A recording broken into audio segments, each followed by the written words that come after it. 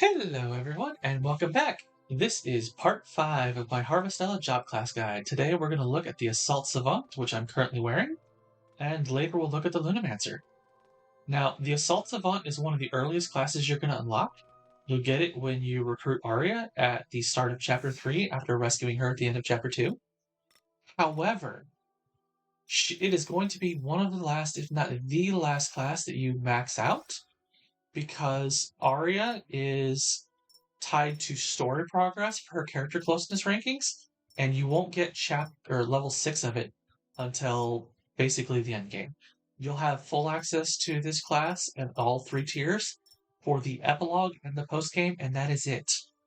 That said, these first 2 tiers are actually really good, really powerful. This is going to be until you unlock the mechanic and then later the Lunamancer, your one and only crushing damage class, and it's faster in its attacks than either of those classes. That said, it also has a few peculiarities, specifically with its ability Mode Change. Now, on paper, this sounds very much like the reload ability that we looked at last week with the Avenger class, except doing Sage or Crushing damage. And it does that, but it doesn't do it in the same way. What I mean by that is with the Avenger, if you remember, your base damage type was piercing, and reload would then add on either fire or ice damage to all of your attacks. With this one, your first 2 attacks in your attack combo chain, which is a 3 attack combo, will always be crushing damage.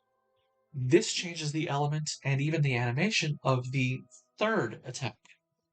What it will also do, and what it doesn't say here, is it will give you a boost to either physical attack or your break damage of 20% each when you change modes. So when you switch from stage to crushing damage, you'll get a plus 20% physical attack. And when you switch from crushing to sage, you'll get a boost to the combo or the break damage. So let me demonstrate. Right now, I am currently on sage mode. You have attack, and an uppercut. If I switch over to crushing mode, it's going to see the first 2 attacks, but then you'll see a charged punch instead for the 3rd attack. And you can see I now have the attack plus 20% down there. And I'm going to switch again to Sage here in a second. And now you can see that one added the break damage plus 20%. And to demonstrate this, the fact that your first 2 attacks are crushing, I'm going to attack this Ajax over here. He is weak to crushing damage, but not Sage. So you'll see first 2 attacks, weak, and then the 3rd one, he was not weak, that 846. I can switch over, and attack. Oh, and I got frozen. Oh well, you got the idea. So, moving on. So that's the first ability. It doesn't tell you everything about it, and it's not quite clear on what it actually does with it, what it does say. However, Circuit Ignition, your next ability, is really, really good. It hits a pretty decent wide range in front of you for both crushing and lightning attacks, but while it says it has a chance to stun, it's actually very high. So we'll demonstrate on these guys here. And you can see it was not right over there in front of me, and I still hit that frost element just good. Now, that's your first tier. You are going to have your standards, your shortened job cooldown, your step, your bonus to attack. Moving on to the next tier, Photon Ray. This is basically pick any one of those like martial arts anime, like Dragon Ball Z or anything, where they're shooting beams out from their hands. That is this attack. It is Sage and Lightning attack in a burst in front of you. It's not going to be a wide beam across the entire room, but it'll do a good sized area. And it's very powerful. If I went to the next room, I could take out the entire room with it. But yeah, you can see it covers a good sized area. Additionally, for that tier, you're going to have within the class a 20% boost to your lightning damage. And for your cross class, so any other classes you have equipped will benefit, a 20% increase to your critical hit rate. And these are the abilities you're going to have access to until basically the very end of the game. However, once you get to the final chapters, basically the post-game or the epilogue, you'll have a few more bonuses, including a 20% cross-class boost to all physical damage, and Tetragraviton. This is a black hole ability. It does crushing and sage damage after a period of time, and we'll demonstrate it in here. So I gotta be kind of up close on these guys, but I do like a punch, and it creates this black hole that sucks them in, and then it explodes. And it does good damage.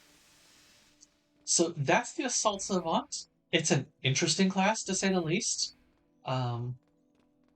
It kind of gets overshadowed for a good while because of how long it takes you to level up the final tier.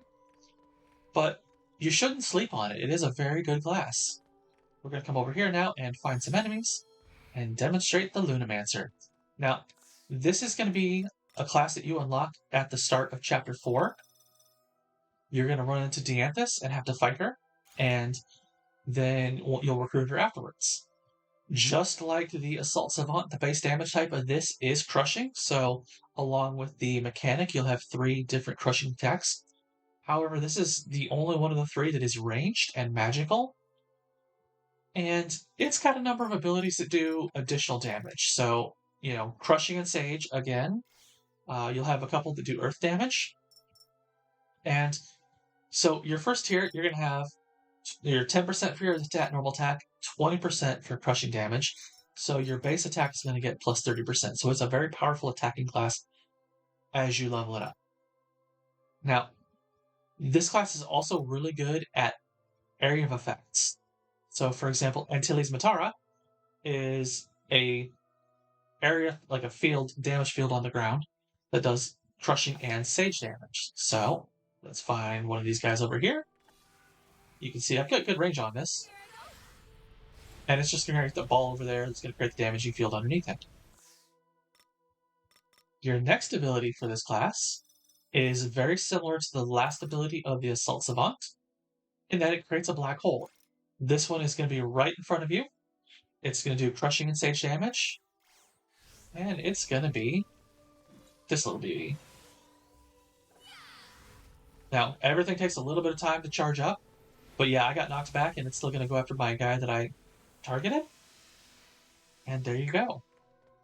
Now, your last 2 abilities are going to be even bigger ranges. Let's eat something here to have some stamina back. As we go run and find more enemies to demonstrate on. There should be some elements right around the corner here. Perfect. So, moving on to Tier 2. Our first ability is going to be Pulsar Force. This is another damage field. This is the one that I was talking about that does crushing and earth damage, but it also will lower their magic resistance. So, let's see if we can only take out like one of these guys with it. You got to be a little closer with this one than you do some of the other abilities. But that's the one that you have like the chain of like purple glowy stuff that you see from other classes, or when you fight the various high-powered omens. And your final class ability, actually, let's finish that tier. First, you're going to have a boost to your sage damage as within class, and 20% to magic damage for cross class. So again, this is a very damage focused class. And finally, at your third and final tier, your passive is not great. It's a continual damage boost. It doesn't really benefit this class. None of your abilities do continual damage. And there's 3 different types of continual damage. You have continual physical, continual magical, and poison, which may or may not be affected by this. However, the fighter class, for example, has a continual damage with one of its 2 fire abilities, and the Shadow Walker has poison, so this may pair well with either of those. However, neither one of those is a magical class. That said, your final tier, Rubble Pile, is a huge field. It's going to slow the movement of enemies within it. It's going to create this big bubble, crushing and sage damage. Let's demonstrate that here in just a second. And yeah, there you go. It's a huge bubble. And even after the bubble's done, there is still this field here doing damage to enemies, and this is a very wide area thing. So the Assault Savant is better as a close combat, physical, like one-on-one. It has a little bit of like effects that can hit multiple targets with its abilities, whereas the Lunamancer is very much a do wide area effect damage. They're both crushing damage, so you really don't need both of them on you at one time. But hey, you do you. Anyways, that's going to do it for this episode. Don't forget to like, comment, and subscribe down below, and I will catch you next episode where we look at the two hidden classes, the Samurai and the Aristotle.